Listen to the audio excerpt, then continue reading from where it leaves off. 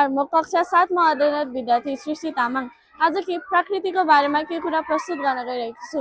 प्रकृतिले हामीलाई स्वच्छ हावा, शुद्ध पानी र सुन्दर जीवन दिएको छ। तर हामीले प्रकृतिप्रति आफ्नो कर्तव्य पूरा गरेका छौँ। विश्व वातावरण दिवसको अवसरमा हामीले हाम्रो वातावरण र बिहालाई सफा गर्दछौँ, किनकि सफा वातावरण नै स्वस्थ जीवनको आधार हो। हामीले चित्र र सन्देशको मार्फतबाट वातावरण संरक्षणको चेतना फैलाउँदैछौँ। हामीले प्रकृतिलाई माया गरौँ र प्रदूषणलाई टाढा राखौँ। आज रोपेको बिरुवाले भोलि हजारौंलाई स्वच्छ हावा प्रदान गर्न सक्छ। एक विद्यार्थी एक बिरुवा, हाम्रो हरियो भविष्य तर्फको लागि हाम्रो प्रयास। आउनुहोस् हामी सबैजना मिलेर स्वच्छ, सफा र स्वस्थ नेपालको निर्माण गरौँ।